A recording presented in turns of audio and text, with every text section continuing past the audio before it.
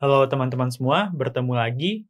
Di sini kita akan membahas materi selanjutnya, yaitu mengenai function and component of DBMS. Nah, di sini kita bakal ngejelasin nih, apa sih fungsi sama komponen yang ada di dalam DBMS. Nah, yang pertama yaitu function dari DBMS.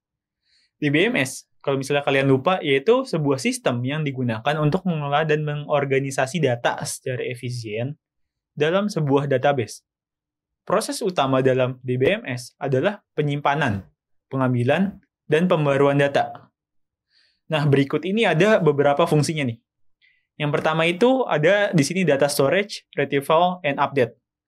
Data storage dalam DBMS menyediakan mekanisme untuk menyimpan data dalam sebuah database.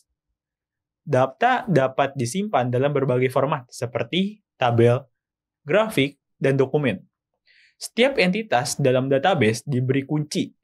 Kuncinya ini unik, yang memungkinkan akses ke data dengan cepat dan mudah. Retrieval data, pengambilan data, adalah proses mengambil informasi yang diperlukan dari database. DBMS menyediakan bahasa query yang memungkinkan pengguna untuk mengambil data dari database dengan mudah. Bahasa query dapat digunakan untuk melakukan organisasi seperti seleksi, pengurutan, dan pengelompokan data. Selanjutnya update. Update data, yaitu pembaruan data, adalah sebuah proses mengubah atau memperbarui informasi yang tersimpan dalam database.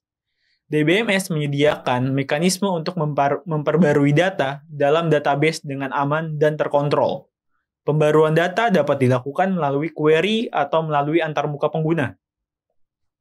Selanjutnya itu User Accessible Catalog, yang dapat diakses pengguna dirancang untuk memudahkan pengguna berinteraksi dengan database, dengan menyediakan lokasi terpusat untuk mengakses dan mengelola metadata. Pengguna dapat menggunakan katalog untuk menemukan informasi tentang objek database yang mereka perlukan, seperti nama tabel, tipe data kolom, atau indeks yang tersedia. Katalog juga dapat membantu pengguna untuk memahami bagaimana database diatur dan bagaimana berbagai objek berhubungan satu sama lainnya. Selanjutnya itu transaction support, yaitu adalah sebuah komponen yang penting dari sistem manajemen basis data atau DBMS, yang memastikan konsistensi dan integritas data dengan menyediakan mekanisme untuk mengelompokkan operasi basis data ke dalam unit atom.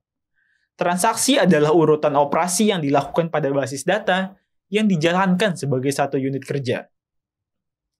Selanjutnya adalah concurrency control service, yaitu adalah komponen penting dari sistem manajemen database atau DBMS yang memastikan bahwa banyak pengguna atau aplikasi dapat mengakses dan memodifikasi database secara bersamaan tanpa konflik atau ketidakkonsistenan.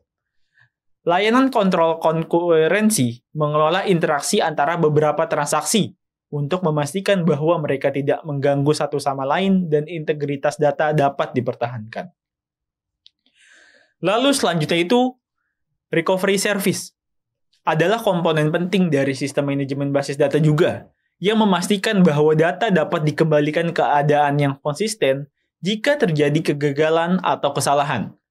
Layanan pemulihan menyediakan mekanisme untuk memulihkan database ke status konsisten setelah crash atau jenis kegagalan lainnya. Selanjutnya adalah authorization service, adalah komponen penting dari sistem manajemen basis data yang memastikan bahwa hanya pengguna yang berwenang yang dapat mengakses dan mengubah basis data. Layanan otorisasi menyediakan mekanisme untuk mengontrol akses ke objek database, seperti tabel, tampilan, prosedur tersimpan, dan sumber daya database lainnya.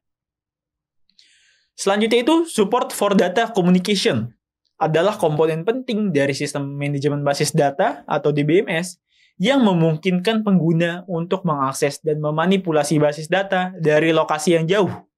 Dukungan komunikasi data menyediakan mekanisme untuk menghubungkan ke server basis data melalui jaringan, mentransmisikan data antara klien dan server, dan mengelola transfer data.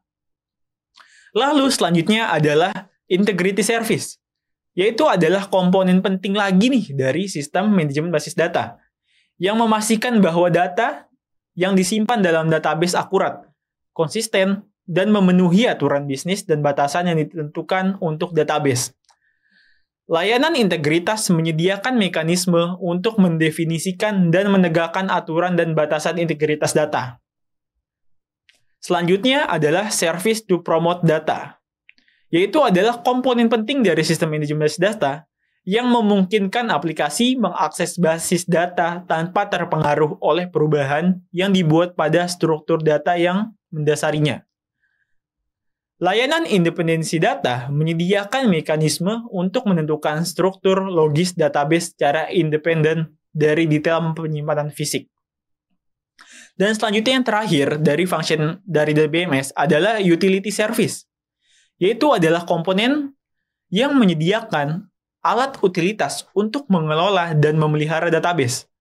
Layanan utilitas mengotomatisasikan tugas rutin dan menyediakan mekanisme untuk melakukan operasi kompleks, seperti pencadangan dan pemulihan, atau pemantauan kinerja dan impor atau ekspor data. Selanjutnya di sini kita akan membahas mengenai sistem katalog. Di dalam sistem katalog, terdapat beberapa, yaitu yang pertama repository of information, yaitu menjelaskan data dalam database umumnya disebut sebagai kamus data atau repository metadata. Kamus data adalah tempat penyimpanan informasi terpusat yang menjelaskan struktur, isi, dan karakteristik data yang disimpan dalam database. Ini berisi informasi terperinci tentang tabel, kolom, indeks, kendala, dan objek lain dalam database. Komponen mendasar dari sistem manajemen basis data adalah basis data itu sendiri.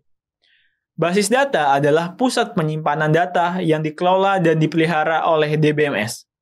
Ini adalah kumpulan data terkait yang diatur dan disimpan secara terstruktur untuk memfasilitasi akses dan pengambilan yang efisien. Berikut ini adalah komponen dari DBMS. Nah, yang pertama ini bisa kita lihat. Yang pertama itu programmers, yaitu application programs. Selanjutnya, kita akan baru masuk ke dalam sebuah DBMS-nya. Nah, di dalam DBMS ini terdapat DML. Selanjutnya itu ada program object code. Selanjutnya, setelah kita masuk ke programming, kita langsung masuk ke dalam user. User ini kita bisa melakukan sebuah query. Selanjutnya, di dalam DBMS, query-nya ini akan diproses. Setelah dilakukan query processor, maka terdapat selanjutnya dalam DBMS, yaitu database manager. Yang dimana database manager ini terhubung dengan dictionary manager. Dan selanjutnya dapat kita lihat di sini juga ada DBA, yang dimana di sini ada database schema. Selanjutnya juga ada DDL. Apa itu DDL? Apa itu DDL? DDL sudah kita bahas pada pertemuan sebelumnya. Dan selanjutnya di sini setelah kita melakukan DBMS, maka kita bisa masuk ke dalam file manajernya. Setelah ke dalam file manager, maka kita bisa melakukan akses metodenya dan sistem buffersnya. Selanjutnya baru kita dapat mengakses atau kita memasuki database and system katalognya seperti apa. Nah, ini komponen selanjutnya. Ini sama seperti yang sebelumnya, tetapi di sini adalah database manager. Yang dimana di sini, yaitu sama seperti yang tadi, di sini ada program object code, lalu ada query processor, dan di sini adalah katalog manager. Bisa kita lihat di sini, bahwa katalog manager itu yang menaungi dari database manager tersebut. Yang dimana di dalam database manager, kita itu harus meng-authorization control-nya, siapa saja yang bisa mengkontrol database tersebut. Dan selanjutnya di sini dapat kita lihat bahwa di bawah-bawahnya sama seperti tadi, bahwa di sini juga ada akses metodenya, dan juga dia berhubungan terhadap sistem buffers dan ke dalam database and sistem katalog. Dan yang membedakan di sini yaitu di dalam data manajernya. Di dalam data manager ini kita dikotakan lagi, yaitu terdapat buffer manager dan recovery manager. Yang dimana recovery manager ini kita itu bisa merecovery database di dalamnya. Dan juga terdapat schedule dan juga transaction manager. Yang dimana di sini kita bisa mengatur dan juga melakukan transaction data di dalam sebuah database manager. Oke, sekian penjelasan dari saya. Terima kasih. Sampai jumpa di pertemuan selanjutnya.